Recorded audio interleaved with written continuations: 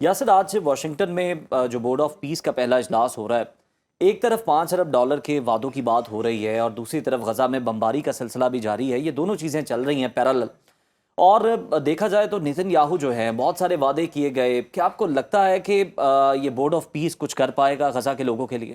اچھا عزیر، سب سے پہلے یہ سمجھنے کی ضرورت ہے کہ بورڈ آف پیس میں نیتن یاہو ایک الگ اینٹی ہے، بورڈ آف پیس ایک الگ اینٹی ہے. اب یہاں پہ سوال یہ اٹھ رہا ہے کہ اگر سربراہی اس کی ڈونلڈ ٹرمپ کر رہے ہیں تو ڈونلڈ ٹرمپ اگر چلے جائیں گے تو بورڈ آف پیس کا مستقبل کیا ہوگا؟ کیا یہ ایک ایسا معتبر ادارہ بن پائے گا یونائٹڈ نیشن کے مد مقابل کہ جس کے جو فیصلے ہیں وہ آنے والے دنوں کے اندر مؤثر ثابت ہوں گے؟ دوسری بات، آپ نے جو حوالہ دیا کہ جب سے یہ جنگ بندی ہوئی ہے اس کے بعد سے 600 سے زائد شہادتیں ہو چکی ہیں، 1306 کے قریب زخمی ہیں جو مختلف اسپتالوں میں زیر علاج ہیں، اور ان اسپتالوں کی کنڈیشن آپ کو بخوبی علم ہے کہ وہاں پہ کتنے وہ فنکشنل ہیں یا کتنے ڈس فنکشنل کر دیے گئے. دوسری بات، آپ نے $5 ارب کی $5 ارب کی یقین دہانیاں ہیں، لیکن وہی معتبر ادارے، وہی عالمی مالیاتی ادارے جنہوں نے ایسٹیمیٹ لگایا تھا کہ غزہ کی تعمیر نو پہ کتنا خرچ آئے گا، تو وہ $70 بلین کا جو ایسٹیمیٹ ہے. اب $70 بلین کے آپ اعداد و شمار جو ہیں وہ رکھیں اور پھر یہ کہیں کہ $5 بلین جو ہے اس کی یقین دہانیاں ہیں، تو وہ پایہ تکمیل تک کیسے پہنچیں گی؟ یہ ایک بہت بڑا سوال ہے، کیونکہ اسرائیل کے عزائم مختلف ہیں، بورڈ آف پیس کے مقاصد مختلف ہیں.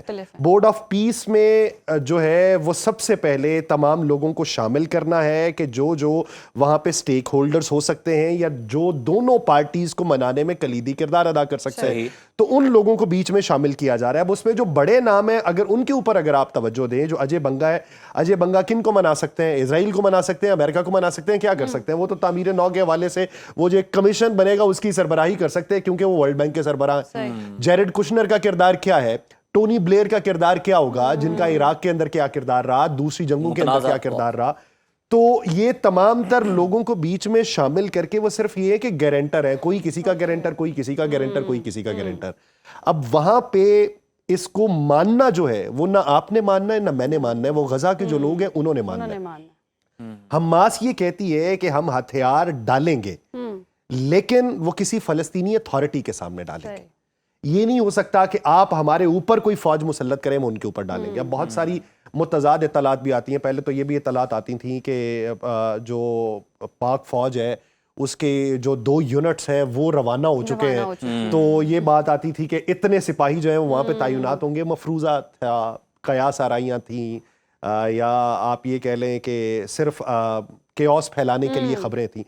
پاکستان نے ابھی ایسا کوئی وعدہ ہی نہیں کیا. صرف ایک ملک ہے جس نے فوج بھیجنے کی بات کی ہے، ابھی اس کا بھی کردار واضح نہیں ہے کہ وہ کیا ہوگی. جب بوٹس آن گراؤنڈ ہوں گے، جب یہ تمام تر سیٹلمنٹ ہو جائے گی، جب کوئی نہ کوئی ایک عمارت جو ڈسمینٹل تھی اس کو کھڑا کر دیا جائے گا، اس کی بنیادیں استوار ہوں گی، تب آپ کچھ کہہ سکتے ہیں. لیکن یاسر، ہم دیکھ رہے ہیں بورڈ آف پیس میں پاکستان کی نمائندگی اگر ہم دیکھیں تو نائب وزیر اعظم اسحاق ڈار کریں گے، تو اس سے کوئی امپیکٹ پڑے گا یا یہ سفارتی طور پر بس ہم کہیں کہ بس پریزنس شو کرنا ہے؟ اچھا، ایک یہ ہے کہ دلی طور کے اوپر آپ کی خواہشات کیا ہیں. آپ کو اعتراضات ہو سکتے ہیں کہ بورڈ آف پیس کا حصہ نہیں بننا چاہیے، اس میں اسرائیل طاقتور ہے، امریکہ اس کا بہترین اتحادی ہے، یا امریکہ کا لے پالے ایک بچہ ہے اسرائیل، امریکہ اسی کی بات مانے گا تو ہم کیوں امریکہ کے ساتھ جا کے بیٹھ رہے ہیں؟ پہلے یہ دیکھیے کہ کیا ہم نے اپنے اصول کے اندر تبدیلی کوئی کی؟ کیا ہم نے اپنے ایمان کے اندر کوئی تبدیلی کی؟ کیا ہم نے اپنے عقیدے کے اندر کوئی تبدیلی کی؟ قطعی طور پہ نہیں کی. ہم یہ مانتے ہیں کہ قبلہ اول کی حفاظت جو ہے وہ ہر مسلمان کا فرض ہے.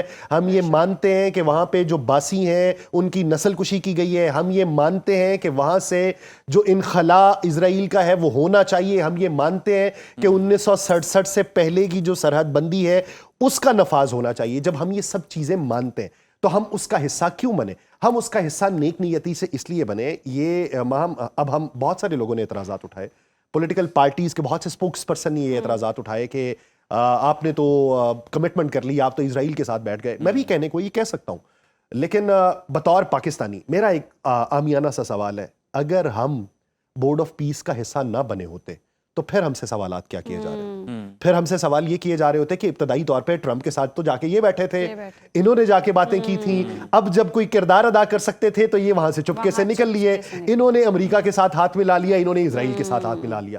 یعنی اس بورڈ آف پیس میں بیٹھنا بھی یا اس بورڈ آف پیس سے لا تعلقی اختیار کرنا بھی دونوں ایک دوداری تلوار ہے.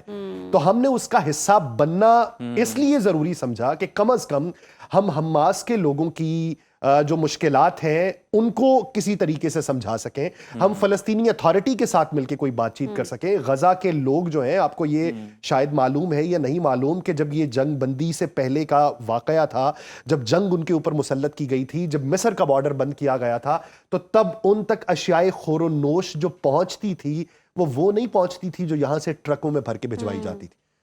پیسے باقاعدہ جو ان تک پہنچتے تھے, مصر کے بارڈر کے اوپر جو ٹرک کھڑے ہوتے تھے وہاں پہ وہ پیسہ ادا کیا جاتا تھا.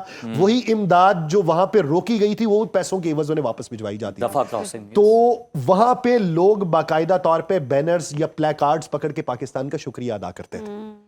تو ان کی ایک ہمدردی پاکستان کے ساتھ ہے, ان کی بہت سی خواہشات پاکستان کے ساتھ ہیں, امیدیں پاکستان کے ساتھ ہیں.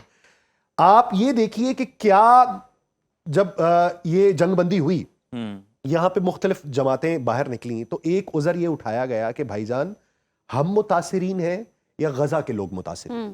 متاثرین تو غزہ کے لوگ تھے.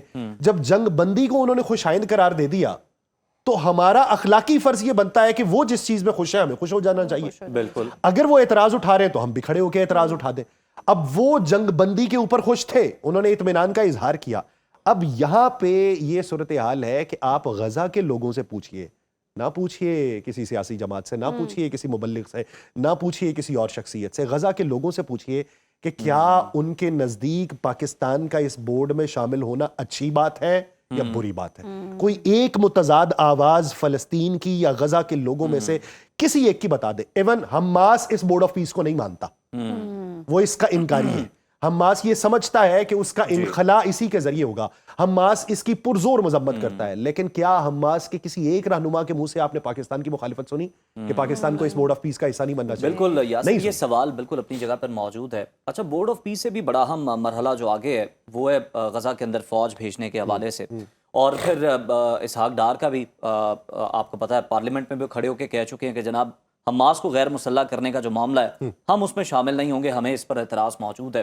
تو اگر حماس کو غیر مسلح کرنے کا معاملہ آتا ہے, جو فوجیں وہاں پر بھیجی جائیں گی, پاکستان کی فوج کا کیا کردار آپ دیکھ رہے ہیں اور پاکستان کو کیا رول پلے کرنا ہوگا اس کے اندر؟ اچھا, فوج بھیجنا ایک ثانوی کردار ہے, بورڈ آف پیس کا حصہ بننا وہ ایک بنیادی وہ کردار الگ چیز ہے. فوج بھیجنا یعنی بوٹس آن گراؤنڈز جو ہیں وہ ابھی چوتھے پانچویں مرحلے میں ہوگا. سب سے پہلے یہ جو چیزیں ہیں یہ تعمیر نو کے حوالے سے کنسنسس ہے. وہ اتفاق رائے ہونے کے بعد پھر اس میں کون کون پیسہ شامل کرے گا وہ بات ہے. پھر اس کے بعد وہ جو بورڈ آف پیس میں جو کلیدی کردار ادا کرنے ہیں وہ کس کس نے کرنے ہیں وہ شامل ہیں. پھر اس کے بعد فلسطینی اتھارٹی یا غزہ کے لوگوں کی نمائندگی وہ جو شامل ہونی ہے وہ ہے. پھر اس کے بعد جو ہے وہ یہ فوجیں جانی ہیں. اب ہم ابتدائی طور پہ ہی بات یہ کرنا شروع کر دیتے ہیں کہ پاکستانی فوج گئی تو کیا ہوگا. اس بورڈ آف پیس میں صرف پاکستان موجود نہیں ہے, اس میں آپ دیکھیں بہت سارے ممالک موجود ہیں. پاکستان کے علاوہ اسلامی ممالک اور بھی موجود ہیں. صرف ایک اسلامی ملک اب تک ہے جس نے یہ کہا ہے کہ ہم اپنی فوج بھیج دیں گے اگر آپ یہ چاہیں گے. اس نے بھی کیٹاگوریکلی یہ نہیں کہا کہ ہم اپنی فوج جو بھیجیں گے اس سے آپ حماس کو غیر مسلح کروائیں گے. لیکن یاسر آپ دیکھیں نا کہ دوسری جماعتیں اس نقطے پر اتنی سیاست کر رہی تھی کہ اسحاق ڈار کو آ کر بیان دینا پڑا, اس کی نفی کرنا پڑی آ کر. اچھا, کچھ چیزیں ہیں. اب میں نے جیسے آپ کو یہ کہا کہ اسرائیل ایک الگ اینٹی ہے اور بورڈ آف پیس ایک الگ حیثیت رکھتا ہے. اسرائیل بہت سارے مواقعوں کے اوپر کچھ ایسے اقدامات اٹھا رہا ہے جو بہت ساری چیزوں کے اوپر دباؤ لانے کے لیے وہ کر رہا ہے. یعنی ویسٹ بینک کی اگر آپ صورتحال دیکھیں, غرب اردن کی وہ کچھ کلومیٹر کی وہ ساحلی پٹی ہے, اس کے اوپر قبضہ کرنے کی باتیں ہو رہی ہیں. قبضہ کس طریقے سے کہ اس کی رجسٹریشن کا عمل شروع کر دیا گیا ہے کہ آپ رجسٹریشن کروائیں, اور جب آپ اپنی رجسٹریشن ثابت کر سکیں کہ یہ آپ کی ملکیت ہے تب آپ یہاں پہ رہ سکتے ہیں, ورنہ آپ کو یہاں سے انخلا کرنا پڑے گا. اور اس کا جو طریقہ کار وضع کیا گیا ہے وہ اس حد تک پیچیدہ ہے کہ فلسطینی جو دہائیوں سے یا برسوں سے یا صدیوں سے وہاں پہ رہ رہے ہیں وہ بھی اپنی رجسٹریشن ثابت نہیں کر پائیں گے. اب یہ عمل جب وہاں پہ جاری ہے تو اس کی مخالفت بہت سارے ممالک نے کی ہے, بشمول پاکستان کے اور سعودی عرب نے. ویسٹ بینک کے اوپر یہ غیر قانونی یا منظم حکمت عملی کے تحت جو قبضہ کرنے کی کوشش کی جا رہی ہے وہ ایسی کچھ چیزیں کر رہا ہے. لیکن بہت سارے لوگ یہ کہیں گے وہ بورڈ آف پیس کی آڑ میں کر رہا ہے. وہ ڈونلڈ ٹرمپ کی آڑ میں کر رہا ہے, وہ ان سب لوگوں کے ساتھ ملی بھگت کے ذریعے کر رہا ہے, وہ بہت ساری جگہوں کے اوپر بہت سارے دیگر مواقعوں سے نظریں ہٹانے کے لیے اپنے اقدامات کرتا رہے گا. صحیح, نظریں ہٹانے کے لیے اقدامات ہو رہے ہیں. بہت شکریہ یاسر آپ کے وقت کا.